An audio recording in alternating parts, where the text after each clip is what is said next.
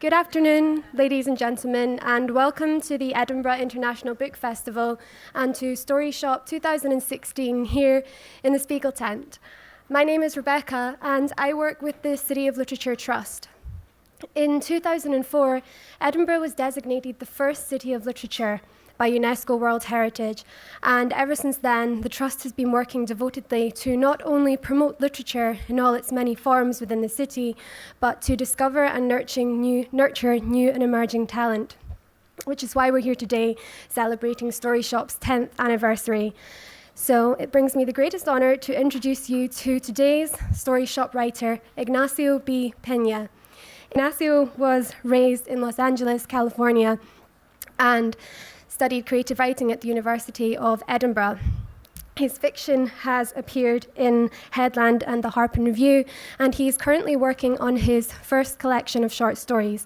So can everyone please join me in welcoming Ignacio to the stage?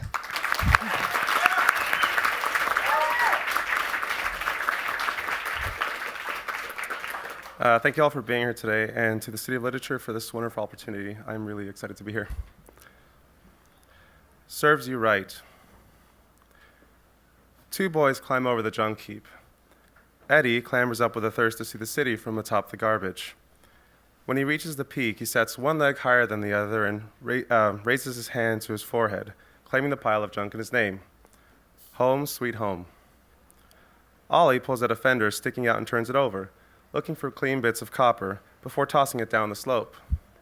He looks up at the other boy. "The heck you doing up there?" Eddie keeps his eyes on the horizon, the sky all burnt orange. "I'm surveying the land."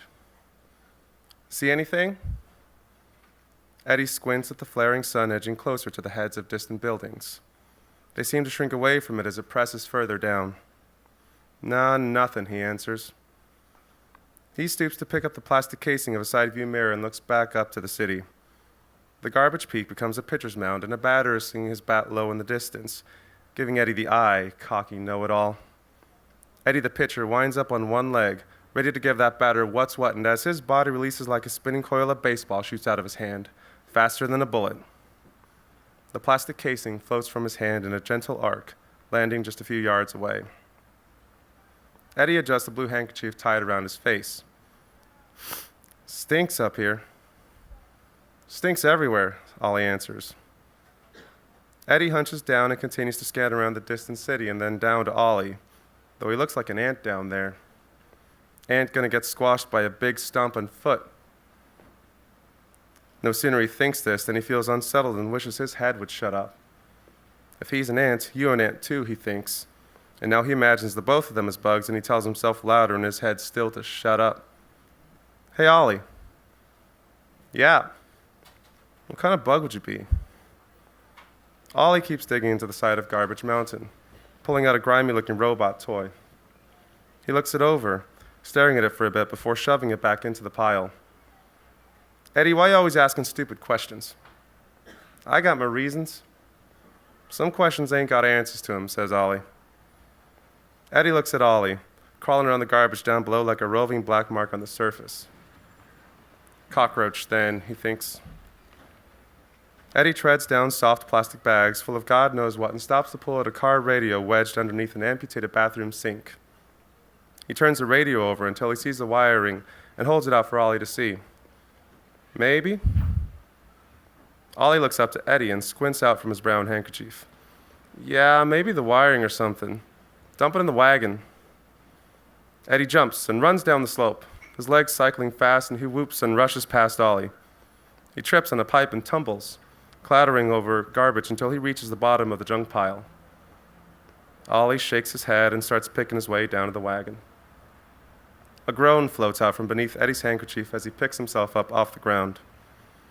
"Serves you right, stupid," says Ollie. Eddie lobs the radio into the rusty wagon. "I got something sticky on my shirt." Eddie pulls down the handkerchief from his face and pinches the shirt where it's stained and sniffs it. "Ew." Ollie reaches for the handle of the wagon and starts pulling it. "Let's go. Should be enough for Earl to have a look at." The wagon squeaks as Ollie pulls and Eddie follows behind, picking up any loose bits that fall off the small mound of junk resting inside the wagon. You're just a trash picker, he thinks as he keeps an eye on the load. The wagon bumps on something and the radio jostles off, and Eddie stoops to collect it when he sees a crushed TV remote off to the side. Looks like the remote in the living room, he thinks.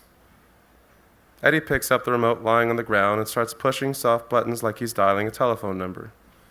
He puts it up to his ear. Trash Pickers Inc., you got trash? We want it. How many times I tell you, Eddie, we ain't trash pickers. We leave in the trash, ain't we? Yeah, you a nose picker anyway. There are worse things, you know? Worse things by worse people, he thinks. Hey, Ollie. Yeah. What's the worst thing you ever done in your life? The wagon squeaks to fill the time it takes for Ollie to search around for the worst thing he's ever done in his life. Killed a cat once, he says. The hell you did. Swear to God. I killed that cat and wrapped it in a box and left it in the porch of Mr. Grinsley. The two boys fall quiet and the wagon continues to squeak to itself. No kidding. Damn straight. Eddie looks down at the remote in his hands.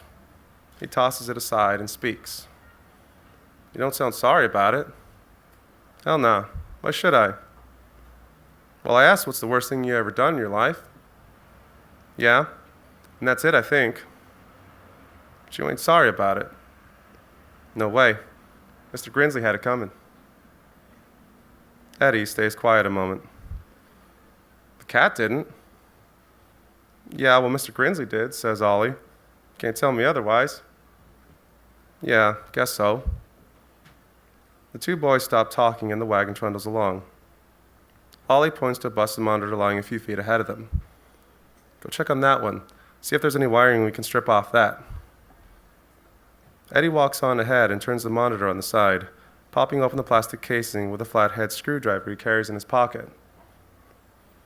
Ain't you gonna ask me? Eddie asks. Nah. Eddie stops. Why not? 'Cause you first done the asking. Figure you'd tell me about it one way or another. Eddie looks back into the open casing of the monitor and stares at the wiring inside. His hands rove around, pulling at them, but after a moment or two he leaves the wires inside the monitor and stands, trailing behind the wagon a bit further than before. He sinks his hands into his jean pockets. I ran into the house one night before my brother hid behind the couch. Eddie pauses. Ollie looks over his shoulder to him, slowing the wagon down.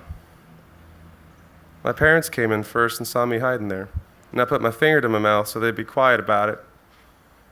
They went in, and then my brother did too. He was calling for me, and I just stayed quiet for a long time. He asked my mom and dad where I was, and they just said they didn't know. I must be gone or something. He kept looking, and after a while, he just started crying. Ollie stops pulling the wagon, waiting for him to go on. What, that it? Should have heard it, Ollie, the way he got to crying. I got so scared it was like he thought I died. Jesus Christ, Eddie, that ain't nothing. I still think about it. So what? You're just feeling guilty over something ain't no reason feeling guilty for. Yeah, but I still think about it. Don't mean it's wrong. Eddie kicks at nothing by the back wheel of the wagon. You know I didn't come out when he started crying? He stopped at some point and I was still back there. I think I was back there for like half an hour. Eddie stops, keeping his eyes low. Felt like everyone forgot about me all of a sudden. Everyone kept going like it just wasn't there anymore. Eddie and Ollie stand still on opposite sides of the wagon, both looking at the pile of junk in between them. I still think about it, Eddie says. What'd your brother do? He hit me. Ollie resumes, pulling the wagon, and the squeaking picks up. Yeah, well, serves you right.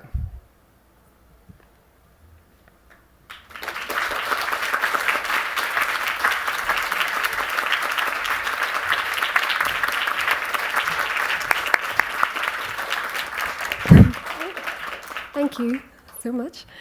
So if you would like to hear from more of our writers of Story Shop, we will be here every day in the Spiegel tent at 3 p.m, right on up until the end of the festival. And tomorrow's writer will be Anne Hamilton. So hopefully we'll see you in the coming days of the festival and have a lovely day. So goodbye and thank you.